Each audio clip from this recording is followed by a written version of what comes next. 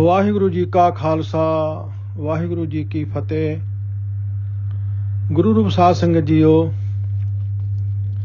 ਅੱਜ ਆਪਾਂ ਧੰਨ ਗੁਰੂ ਨਾਨਕ ਪਾਤਸ਼ਾਹ ਜੀ ਦੀ ਉਚਾਰਨ ਕੀਤੀ ਪਾਵਨ ਬਾਣੀ ਓਅੰਕਾਰ ਵਿੱਚੋਂ ਨੰਬਰ 11 ਅਤੇ 12 ਦੀ ਵਿਚਾਰ ਆਪ ਜੀ ਦੇ ਨਾਲ ਸਾਂਝੇ ਕਰਾਂਗੇ। ਇਸ ਬਾਣੀ ਦਾ ਨਾਮ ਓਅੰਕਾਰ ਹੈ। ਆਮ ਤੌਰ ਤੇ ਇਸ ਨੂੰ ਕਈ ਵਿਦਵਾਨ ਦੱਖਣੀ ਓਅੰਕਾਰ ਵੀ ਕਹਿੰਦੇ ਹਨ, ਪਰ ਦੱਖਣੀ ਰਾਮਕਲੀ ਰਾਗ ਦੀ ਕਿਸਮ ਹੈ, ਕਿਉਂਕਿ ਸਾਡਾ ਜੋ ਹਿੰਦੁਸਤਾਨੀ ਸ਼ਾਸਤਰੀ ਸੰਗੀਤ ਹੈ ਇਹ ਦੋ ਹਿੱਸਿਆਂ ਵਿੱਚ ਵੰਡ ਹੋਇਆ ਹੈ। ਉੱਤਰੀ ਸੰਗੀਤ ਜਿਹੜਾ ਅਸੀਂ ਆਮ ਤੌਰ ਤੇ ਸੁਣਦੇ ਹਾਂ ਜਾਂ ਗਾਉਂਦੇ ਹਾਂ, ਇੱਕ ਹੈ ਦੱਖਣੀ ਸੰਗੀਤ। ਇੱਧਰਲਾ ਕਰਨਾਟਕਾ, ਆਂਧਰਾ ਪ੍ਰਦੇਸ਼, ਤਾਮਿਲਨਾਡੂ। ਗੁਰੂ ਨਾਨਕ ਪਾਤਸ਼ਾਹ ਜੀ ਨੇ ਜਿੱਥੇ ਜ਼ਿਆਦਾ ਕਰਕੇ ਉੱਤਰੀ ਸੰਗੀਤ ਨੂੰ ਤਰਜੀਹ ਦਿੱਤੀ, ਪਰ ਉੱਥੇ ਨਾਲ ਨਾਲ ਦੱਖਣੀ ਸੰਗੀਤ ਨੂੰ ਵੀ ਅੱਖੋਂ ਪਰੋਖੇ ਨਹੀਂ ਕੀਤਾ। ਗੁਰੂ ਨਾਨਕ ਪਾਤਸ਼ਾਹ ਜੀ ਨੇ 6 ਰਾਗ ਦੱਖਣੀ ਪੱਧਤੀ ਦੇ ਵੀ ਗਾਏ ਹਨ, ਜਿਸ ਤਰ੍ਹਾਂ ਗੌੜੀ ਦੱਖਣੀ, ਵਡਹਾਂਸ ਦੱਖਣੀ, ਬਿਲਾਵਲ ਦੱਖਣੀ, ਰਾਮਕਲੀ ਦੱਖਣੀ, ਫਿਰ ਇਸੇ ਤਰ੍ਹਾਂ ਜੋ ਪ੍ਰਭਾਤੀ ਦੱਖਣੀ। ਇਹ 6 ਰਾਗ ਗੌੜੀ ਦੱਖਣੀ, ਵਡਹਾਂਸ ਦੱਖਣੀ, ਬਿਲਾਵਲ ਦੱਖਣੀ, ਰਾਮਕਲੀ ਦੱਖਣੀ, ਮਾਰੂ ਦੱਖਣੀ ਅਤੇ ਪ੍ਰਭਾਤੀ ਦੱਖਣੀ। ਇਹ 6 ਰਾਗ ਗੁਰੂ ਨਾਨਕ ਪਾਤਸ਼ਾਹ ਜੀ ਨੇ ਗਾਏ ਹਨ। ਸੋ ਇਸ ਬਾਣੀ ਦੇ ਆ ਵਿਚਾਰ ਜੋ ਚੱਲ ਰਹੀ ਹੈ, ਉਹਦੇ ਵਿੱਚੋਂ ਨੰਬਰ 11 ਅਤੇ 12 ਦੀ ਆਪਾਂ ਵਿਚਾਰ ਕਰਨੀ ਹੈ। ਪਹਿਲਾ ਜੋ ਸ਼ਲੋਕ ਹੈ ਨੰਬਰ 11 ਦਾ, ਸਤਿਗੁਰੂ ਜੀ ਆਖਦੇ ਨੇ, ਰੋਸ ਨਾ ਕੀਜੈ ਅੰਮ੍ਰਿਤ ਪੀਜੈ ਰਹਿਣ ਨਹੀਂ ਸੰਸਾਰੇ।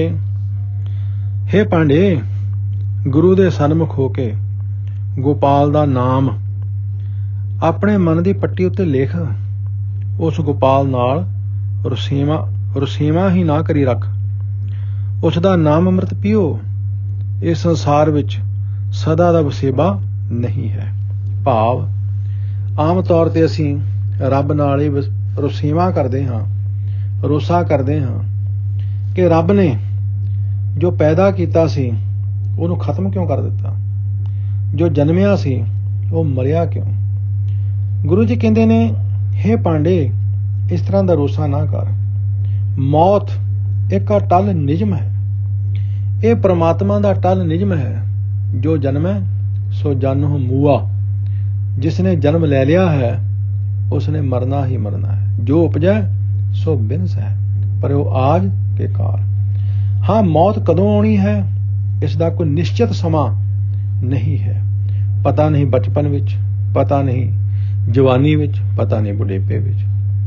ਹਜ਼ੂਰ ਕਹਿੰਦੇ ਹਨ, ਨਹਿ ਬਾਰਿਕ ਨਹਿ ਜੋਬਨ ਹੈ, ਨਹਿ ਬਿਰਦੀ ਕੱਛ ਬੰਦ, ਉਹ ਬੇਰਾ ਨਹਿ ਬੂਝਿਆ ਜੋ ਆਏ ਪਰੈ ਜਮ ਫੰਦ। ਇਸ ਲਈ ਭਾਈ, ਪਰਮਾਤਮਾ ਨਾਲ ਇਹ ਰੋਸਾ ਕਰਨ ਦੀ ਲੋੜ ਨਹੀਂ, ਉਹਦੇ ਨਾਲ ਇਹ ਗਿਲਾ ਸ਼ਿਕਵਾ ਕਰਨ ਦੀ ਲੋੜ ਨਹੀਂ ਕਿ ਰੱਬ ਜੀ ਤੁਸੀਂ ਜੇ ਪੈਦਾ ਕਰ ਦਿੰਦੇ ਹੋ ਫਿਰ ਮਾਰਦੇ ਕਿਉਂ ਹੈ। ਇਹ ਉਸ ਦਾ ਅਟੱਲ ਨਿਯਮ ਹੈ, ਇਸ ਨੂੰ ਅਸੀਂ ਬਦਲ ਨਹੀਂ ਸਕਦੇ। ਗੁਰੂ ਜੀ ਅੱਗੇ ਹੋਰ ਸਮਝਾਉਂਦੇ ਨੇ, ਰਾਜੇ ਰਾਏ ਰੰਕ ਨਹੀਂ ਰਹਿਣਾ, ਆਏ ਜਾਏ ਜੁਗ ਚਾਰੇ। ਰਾਏ ਅਮੀਰ, ਰੰਕ ਕੰਗਾਲ, ਆਏ ਜਾਏ, ਜੋ ਆਇਆ ਹੈ ਉਸਨੇ ਚਲੇ ਜਾਣਾ ਹੈ, ਜੋ ਜੰਮਿਆ ਹੈ ਉਸਨੇ ਮਰਨਾ ਹੈ। ਜੁਗ ਚਾਰੇ ਭਾਵ ਕੁਦਰਤੀ ਨਿਯਮ ਹੈ, ਚੌਹਾਂ ਯੁੱਗਾਂ ਵਿੱਚ ਹੀ ਚੱਲਿਆ ਆ ਰਿਹਾ, ਅਰਥਾਤ ਹਮੇਸ਼ਾ।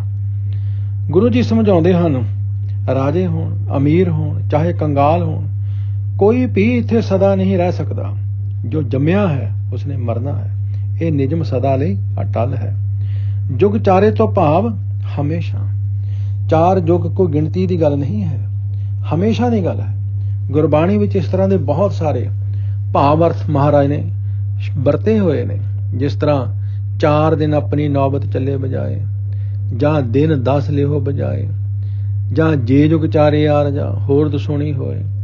ਇਹ ਮਹਾਰਾਜ ਜੀ ਨੇ ਭਾਵਕ ਅਰਥਾਂ ਦੇ ਵਿੱਚ ਸਾਨੂੰ ਸਮਝਾਇਆ ਹੋਇਆ। ਕਿਤੇ ਕਿਤੇ ਮਹਾਰਾਜ ਨੇ ਲੰਬੇ ਸਮੇਂ ਵਾਸਤੇ ਤੇ ਕਿਤੇ ਕਿਤੇ ਮਹਾਰਾਜ ਨੇ ਘੱਟ ਸਮੇਂ ਵਾਸਤੇ। ਲੰਬੇ ਸਮੇਂ ਵਾਸਤੇ ਮਹਾਰਾਜ ਨੇ ਯੁੱਗ ਸ਼ਬਦ ਵਰਤਿਆ, ਘੱਟ ਸਮੇਂ ਵਾਸਤੇ ਮਹਾਰਾਜ ਜੀ ਨੇ ਦਿਨ ਸ਼ਬਦ ਵਰਤਿਆ। ਸੋ ਇੱਥੇ ਯੁੱਗ ਚਾਰੇ ਤੋਂ ਭਾਵ ਹਮੇਸ਼ਾ। ਗੁਰੂ ਜੀ ਕਹਿੰਦੇ ਨੇ, ਹੇ ਪਾਂਡੇ, ਰੋਸਾ ਨਾ ਕਰ। ਭਾਈ, ਜਿਹੜਾ ਵੀ ਸੰਸਾਰ ਤੇ ਆਇਆ ਹੈ ਉਸਨੇ ਜਾਣਾ ਹੀ ਜਾਣਾ ਹੈ। ਇਸ ਲਈ ਮੌਤ ਦੇ ਸੰਬੰਧ ਵਿੱਚ ਆਪਣੇ ਅੰਦਰ ਕਿਸੇ ਤਰ੍ਹਾਂ ਦਾ ਗਿਲਾ ਸ਼ਿਕਵਾ ਕਰਨਾ ਇਹ ਠੀਕ ਨਹੀਂ ਹੈ। ਹਜ਼ੂਰ ਅੱਗੇ ਹੋਰ ਸਪਸ਼ਟ ਕਰਦੇ ਨੇ, ਰਹਿਣ ਕਹਿਣ ਤੇ ਰਹਿ ਨਾ ਕੋਈ, ਕਿਸ ਪਹਿ ਕਰੋ ਬੇਨੰਤੀ। ਕਹਿਣ ਤੇ, ਕਹਿਣ ਨਾਲ, ਆਖਣ ਨਾਲ, ਰਹਿਣ ਕਹਿਣ ਤੇ ਇਹ ਆਖਣ ਨਾਲ ਕਿ ਮੈਂ ਜਗਤ ਵਿੱਚ ਹੀ ਰਹਿਣਾ ਹੈ, ਮਰਨ ਤੋਂ ਬਚਣ ਲਈ ਤਰਲੇ ਲੈਣ ਨਾਲ। ਕਿਸ ਪੈ, ਕਿਸ ਦੇ ਪਾਸ ਬੇਨੰਤੀ, ਤਰਲਾ, ਕਿਸ ਪੈ ਕਰੋ ਬੇਨੰਤੀ, ਕਿਸ ਦੇ ਪਾਸ ਮੈਂ ਤਰਲਾ ਕਰਾਂ ਇੱਥੇ ਜਗਤ ਵਿੱਚ ਸਦਾ ਟਿਕੇ ਰਹਿਣ ਲਈ। ਕਿਸੇ ਅੱਗੇ ਤਰਲੇ ਲੈਣੇ ਵਿਅਰਥ ਹਨ। ਭਾਵ ਰਹਿਣ ਕਹਿਣ ਦਾ ਅਰਥ ਹੈ ਤਰਲੇ ਲੈਣੇ। ਕਿਸ ਪੈ ਕਰੋ ਬੇਨੰਤੀ ਦਾ ਅਰਥ ਹੈ ਕਿਹਦੇ ਅੱਗੇ ਜਾ ਕੇ ਰਜੋਈ ਕਰਾਂ ਕਿ ਮੈਂ ਜੀ ਜਿਉਂਦਾ ਰਹਾਂ, ਮੈਂ ਜੀ ਮਰਾਂ ਨਾ। ਗੁਰੂ ਜੀ ਸਮਝਾਉਂਦੇ ਹਨ, ਇੱਥੇ ਸਦਾ ਟਿਕੇ ਰਹਿਣ ਲਈ ਤਰਲੇ ਕਰਨ ਨਾਲ ਵੀ ਕੋਈ ਸਦਾ ਟਿਕਿਆ ਰਹਿ ਨਹੀਂ ਸਕਦਾ।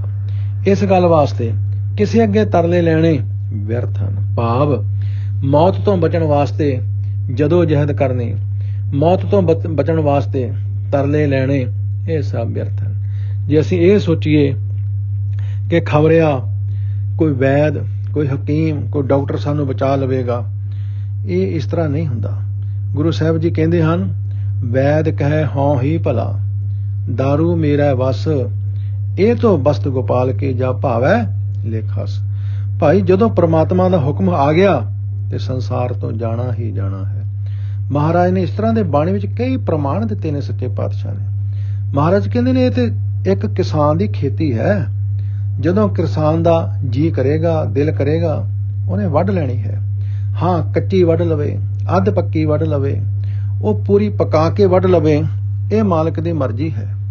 ਮਹਾਰਾਜ ਦੇ ਬਚਨ ਨੇ ਗੁਰੂ ਨਾਨਕ ਪਾਤਸ਼ਾਹ ਜੀ ਦੇ, ਹਰੀ ਨਾਹੀ ਨਹਿ ਡਡਰੀ, ਪੱਕੀ ਵੱਢਣ ਹਾਰ, ਲੈ ਲੈ ਦਾਤ ਪਹੁਤਿਆ, ਲਾਵੇ ਕਰ ਤਿਆਰ, ਜਾਂ ਹੋਆ ਹੁਕਮ ਕਿਰਸਾਨ ਦਾ, ਤਾਂ ਲੁਣ ਮਿਣਿਆ ਕੇ ਤਾਰ। ਹੁਣ ਸਤਿਗੁਰੂ ਜੀ ਸਮਝਾਉਂਦੇ ਨੇ, ਏਕ ਸ਼ਬਦ ਰਾਮ ਨਾਮ ਨਿਰੋਧਰ, ਗੁਰ ਦੇਵੈ ਪਤ ਮੱਤੀ। ਮਹਾਰਾਜ ਜੀ ਆਖਦੇ ਨੇ ਨਿਰੋਧਰ ਭਾਵ ਵਿਕਾਰਾਂ ਤੋਂ ਬਚਾ ਰੱਖਣਾ, ਵਿਕਾਰਾਂ ਤੋਂ ਬਚਾ ਰੱਖਣ ਵਾਲਾ, ਕਿਸੇ ਚੀਜ਼ ਨੂੰ ਰੋਕਣਾ, ਨਿਰੋਧਰ। ਮਹਾਰਾਜ ਕਹਿੰਦੇ ਹਨ ਪਤ ਮੱਤੀ, ਪਤੀ ਪਰਮਾਤਮਾ ਨਾਲ ਮਿਲਾਉਣ ਵਾਲੀ ਮੱਤ। ਸਾਹਿਬ ਕਹਿੰਦੇ ਨੇ ਏਕ ਸ਼ਬਦ ਰਾਮ ਨਾਮ ਨਿਰੋਧਰ, ਗੁਰਦੇਵੈ ਪਤ ਮੱਤੀ। ਹੇ ਪਾਂਡੇ, ਗੁਰੂ ਦੀ ਸ਼ਰਨ ਆਓ। ਸਤਿਗੁਰੂ ਪ੍ਰਮਾਤਮਾ ਦੇ ਨਾਮ ਦੀ ਵਡਿਆਈ ਦਾ ਸ਼ਬਦ ਬਖਸ਼ਦਾ ਹੈ, ਜੋ ਵਿਕਾਰਾਂ ਤੋਂ ਬਚਾ ਲੈਂਦਾ ਹੈ ਤੇ ਸਤਿਗੁਰੂ ਪ੍ਰਭੂ ਪਤੀ ਨਾਲ ਮਿਲਣ ਦੀ ਅਕਲ ਦਿੰਦਾ ਹੈ। ਭਾਵ ਇਹ ਹੈ ਕਿ ਉਸ ਪ੍ਰਮਾਤਮਾ ਦੇ ਨਾਲ ਮੌਤ ਸੰਬੰਧੀ ਗਿਲੇ ਸ਼ਿਕਵੇ ਕਰਨ ਦੀ ਲੋੜ ਨਹੀਂ, ਸਗੋਂ ਸਤਿਗੁਰੂ ਦੇ ਨਾਲ ਮਿਲ ਕੇ ਪ੍ਰਭੂ ਪ੍ਰਾਪਤੀ ਵਾਲਾ ਉਹ ਸ਼ਬਦ ਹਾਸਲ ਕਰੀਏ, ਉਹ ਰੱਬੀ ਨਾਮ ਹਾਸਲ ਕਰੀਏ, ਜਿਹੜਾ ਨਾਮ, ਜਿਹੜਾ ਗੁਰੂ ਦਾ ਸ਼ਬਦ ਸਾਨੂੰ ਵਿਕਾਰਾਂ ਤੋਂ ਰੋਕਦਾ ਹੈ ਤੇ ਪ੍ਰਮਾਤਮਾ ਦੇ ਮਿਲਾਪ ਵਾਲੀ ਮੱਤ ਸੋਝੀ ਬਖਸ਼ਿਸ਼ ਕਰਦਾ ਹੈ। ਇਸ ਲਈ ਮਹਾਰਾਜ ਨੇ ਇਸ ਪਹਿਲੇ ਸ਼ਲੋਕ ਵਿੱਚ ਸਾਨੂੰ ਸਮਝਾਇਆ ਹੈ ਕਿ ਹੇ ਭਾਈ, ਮੌਤ ਸੰਬੰਧੀ ਕੋਈ ਗਿਲਾ ਸ਼ਿਕਵਾ ਨਾ ਕਰੀਏ, ਕੋਈ ਰੋਸਾ ਨਾ ਕਰੀਏ, ਇਹਨੂੰ ਤੇ ਇੱਕ ਅੰਮ੍ਰਿਤ ਸਮਝ ਕੇ ਪੀਏ। ਪ੍ਰਮਾਤਮਾ ਦੇ ਇਸ ਅਟਲ ਰੱਬੀ ਨਿਯਮ ਨੂੰ ਅੰਮ੍ਰਿਤ ਸਮਝ ਕੇ ਪੀਏ, ਖੁਸ਼ੀ ਖੁਸ਼ੀ ਪ੍ਰਵਾਨ ਕਰੀਏ, ਇਹਨੂੰ ਅਸੀਂ ਸਫਲ ਬਣਾਈਏ ਗੁਰੂ ਸ਼ਬਦ ਹਾਸਲ ਕਰਕੇ, ਗੁਰਮਤੀਏ ਬਣ ਕੇ। ਹੁਣ ਮਹਾਰਾਜ ਜੀ ਗੁਰਮਤ ਕੀ ਹੈ ਅਗਲੇ ਸ਼ਲੋਕ ਦੇ ਵਿੱਚ ਸਮਝਾਉਂਦੇ ਨੇ।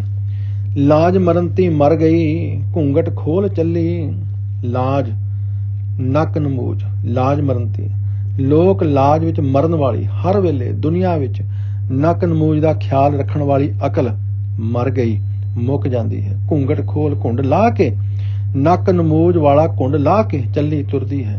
ਭਾਵ ਪਹਿਲਾਂ ਕੀ ਸੀ, ਜਦੋਂ ਗੁਰੂ ਦੀ ਮੱਤ ਨਹੀਂ ਸੀ ਤਾਂ ਲੋਕ ਲਾਜ ਪਾਲਦਾ ਸੀ। ਜੇ ਕੋਈ ਮਰਦਾ ਸੀ ਤੇ ਲੋਕ ਲਾਜ ਵਾਸਤੇ, ਉਹਦੇ ਵਾਸਤੇ ਇਹ ਅਫਸੋਸ ਕਰਦਾ ਸੀ, ਦੁਖੀ ਹੁੰਦਾ ਸੀ। ਜੇ ਕਿਸੇ ਦਾ ਮਰਦਾ ਸੀ, ਨਾ ਚਾਹੁੰਦਿਆਂ ਹੋਇਆਂ ਵੀ ਜਾ ਕੇ ਅਫਸੋਸ ਕਰਦਾ ਸੀ। ਇਸ ਵਾਸਤੇ ਇਹ ਲੋਕ ਲਾਜ ਹੈ, ਲੋਕ ਲਾਜ ਪਾਲਣੀ। ਮਹਾਰਾਜ ਕਹਿੰਦੇ ਨੇ, ਹੇ ਪਾਂਡੇ, ਗੁਰੂ ਦੀ ਸ਼ਰਨ ਪੈਣ ਵਾਲੀ ਜੀਵ ਇਸਤਰੀ ਦੀ ਦੁਨੀਆ ਦੇ ਨੱਕ ਨਮੂਜ ਦਾ ਸਦਾ ਧਿਆਨ ਰੱਖਣ ਵਾਲੀ ਪਹਿਲੀ ਅਕਲ ਮੁੱਕ ਜਾਂਦੀ ਹੈ। ਹੁਣ ਉਹ ਲੋਕ ਲਾਜ ਦਾ ਘੁੰਡ ਲਾ ਕੇ ਤੁਰਦੀ ਹੈ। ਇਸ ਲਈ ਗੁਰਮਤਿ ਦੇ ਵਿੱਚ ਲੋਕ ਲਾਜ ਨੂੰ ਕੋਈ ਥਾਂ ਹੀ ਨਹੀਂ ਹੈ। ਮਹਾਰਾਜ ਨੇ ਬਾਣੀ ਵਿੱਚ ਇਸ ਸੰਬੰਧੀ ਕਈ ਥਾਵੇਂ ਸਮਝਾਇਆ ਹੈ। ਪ੍ਰਭ ਮਿਲਣੇ ਕੀ ਇਹ ਨਿਸ਼ਾਨੀ, ਮਨ ਤਨ ਅਰਪ ਤਜ ਲਾਜ ਲੁਕਾਣੀ।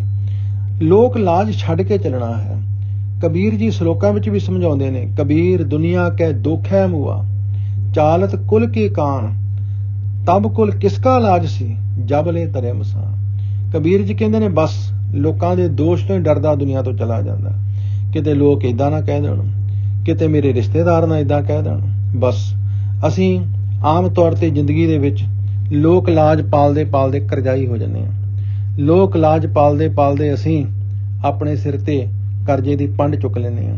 ਜਦੋਂ ਕਦੇ ਧੀਆਂ ਦਾ, ਪੁੱਤਰਾਂ ਦਾ ਕੋਈ ਵਿਆਹ ਸ਼ਾਦੀ ਕਰਨਾ ਹੋਵੇ, ਅੱਡੀਆਂ ਚੁੱਕ ਚੁੱਕ ਕੇ ਅਸੀਂ ਫਾਹੇ ਲੈਂਦੇ ਹਾਂ, ਸਿਰਫ ਇਸ ਕਰਕੇ ਕਿ ਲੋਕ ਲਾਜ ਲਹਿਰ ਆ ਜਾਵੇ। ਕੋਈ ਇਹ ਨਾ ਕਹਿ ਦੇਵੇ ਕਿ ਇਸ ਨੇ ਆਪਣੇ ਬੱਚਿਆਂ ਤੇ, ਵਿਆਹ ਸ਼ਾਦੀ ਤੇ ਜਾਂ ਕਿਸੇ ਹੋਰ ਖੁਸ਼ੀ ਦੇ ਕਾਰਜ ਤੇ ਪੈਸਾ ਨਹੀਂ ਖਰਚਿਆ।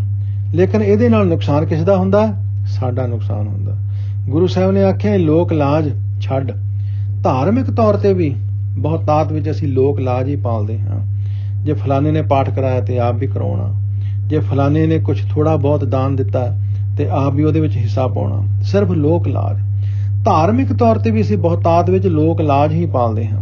ਪਰ ਜਦੋਂ ਸਤਿਗੁਰੂ ਦੀ ਮੱਤ ਮਿਲ ਗਈ ਫਿਰ ਲੋਕ ਲਾਜ ਨਹੀਂ, ਫਿਰ ਲੋਕ ਲਾਜ ਤੋਂ ਅਸੀਂ ਉੱਪਰ ਉੱਠ ਜਾਂਦੇ ਹਾਂ। ਇਸ ਲਈ ਮਹਾਰਾਜ ਕਹਿੰਦੇ ਨੇ, ਲਾਜ ਮਰੰਤੀ ਮਰ ਗਈ, ਘੂੰਘਟ ਖੋਲ ਚੱਲੀ।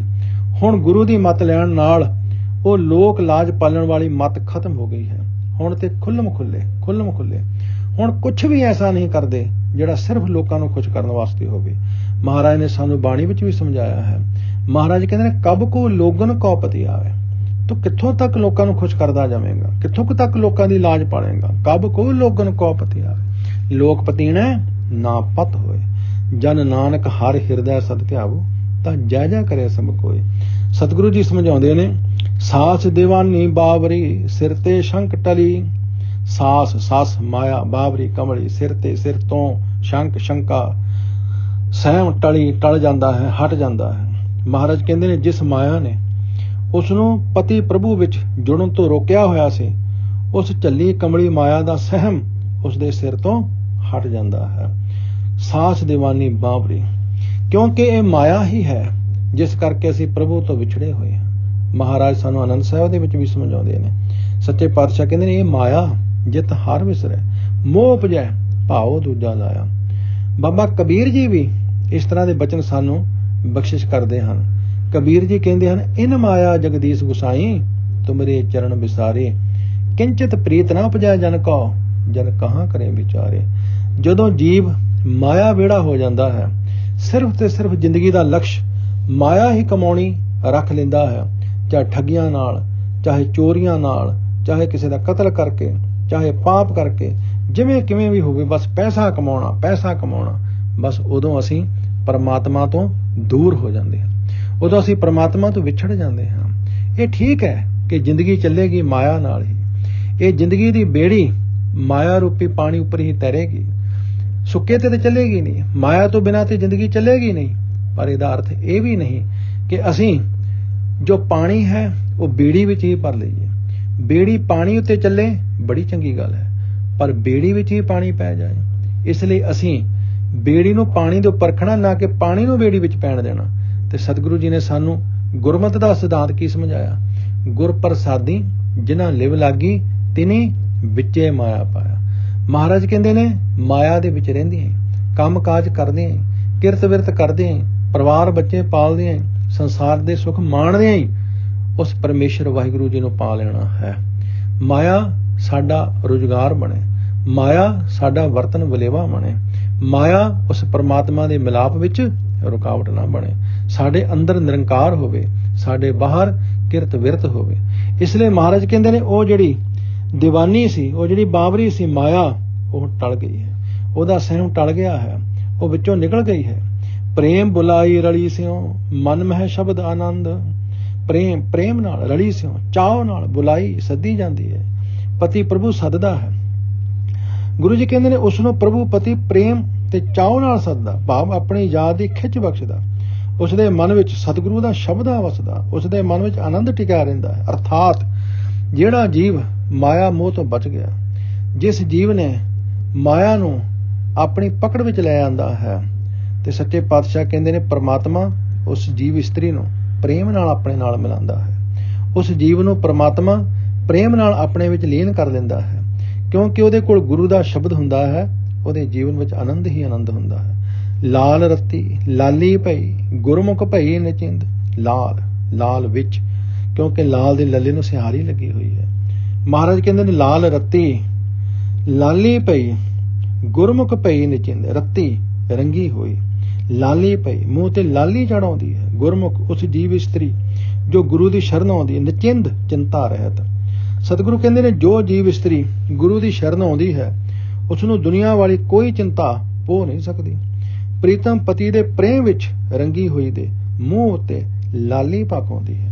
ਭਾਵ ਇਹ ਸੱਚੇ ਪਾਤਸ਼ਾਹ ਕਹਿੰਦੇ ਨੇ ਜੋ ਗੁਰੂ ਅਨੁਸਾਰੀ ਜੀਵ ਇਸਤਰੀ ਹੋ ਗਈ, ਜਿਸ ਨੇ ਮਾਇਆ ਮੋਹ ਤੋਂ ਆਪਣੇ ਆਪ ਨੂੰ ਬਚਾ ਲਿਆ, ਜਿਸ ਨੂੰ ਪਰਮਾਤਮਾ ਨੇ ਪ੍ਰੇਮ ਨਾਲ ਆਪਣੇ ਵਿੱਚ ਲੀਨ ਕਰ ਲਿਆ, ਉਹਦੇ ਚਿਹਰੇ ਦੇ ਉੱਤੇ ਲਾਲੀ ਚੜ੍ਹਾਉਂਦੀ ਹੈ। ਉਹਦਾ ਚਿਹਰਾ ਖਿੜੂ ਕਰਦਾ ਹੈ।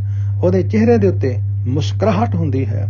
ਉਹਦੇ ਚਿਹਰੇ ਦੇ ਉੱਤੇ ਪ੍ਰੇਮ ਦੀ ਝਲਕ ਹੁੰਦੀ ਹੈ। ਮਹਾਰਾਜ ਕਹਿੰਦੇ ਨੇ ਨਿਚਿੰਦ। ਐਸੀ ਗੁਰਮੁਖ ਇਸਤਰੀ ਨਿਸ਼ਚਿੰਤ ਹੁੰਦੀ ਹੈ। ਉਹਨੂੰ ਕੋਈ ਚਿੰਤਾ ਨਹੀਂ। ਉਹਨੂੰ ਇਸ ਗੱਲ ਦੀ ਕੋਈ ਚਿੰਤਾ ਨਹੀਂ ਕਿ ਆਉਣ ਵਾਲੇ ਸਮੇਂ ਵਿੱਚ ਮੇਰਾ ਕੀ ਬਣੇਗਾ। ਉਹਨੂੰ ਕੋਈ ਚਿੰਤਾ ਨਹੀਂ ਮੇਰੇ ਪਰਿਵਾਰ ਬੱਚਿਆਂ ਦਾ ਕੀ ਬਣੇਗਾ। ਉਹਨੂੰ ਕੋਈ ਚਿੰਤਾ ਨਹੀਂ ਕਿ ਮੇਰਾ ਮਰਨ ਕੈਸਾ ਹੋਵੇਗਾ। ਅਸੀਂ ਚਿੰਤਾਵਾਂ ਵਿੱਚ ਫਸੇ ਹੋਏ ਹਾਂ। ਉਹ ਗੁਰਮੁਖ ਜੀਵ ਇਸਤਰੀ ਉਹ ਨਿਸ਼ਚਿੰਤ ਹੈ। ਮਹਾਰਾਜ ਨੇ ਬਾਣੀ ਵਿੱਚ ਸਮਝਾਇਆ, ਨਹਿ ਚਿੰਤਾ ਮਾਤ ਪਿਤ ਭਰਾਤ ਹੈ, ਨਹਿ ਚਿੰਤਾ ਕਛ ਲੋਕ ਕਹਿ, ਨਹਿ ਚਿੰਤਾ ਬਨਤਾ ਸੁਤ ਮੀਤ ਹੈ, ਪ੍ਰਵਿਰਤ ਮਾਇਆ ਸੰਬੰਧਨ ਹੈ। ਕਿਉਂ? ਦਇਆਲ ਏਕ ਭਗਵਾਨ ਪੁਰਖ ਹੈ, ਨਾਨਕ ਸਰਬ ਜੀਵ ਪ੍ਰਤਪਾਲਕ ਹੈ।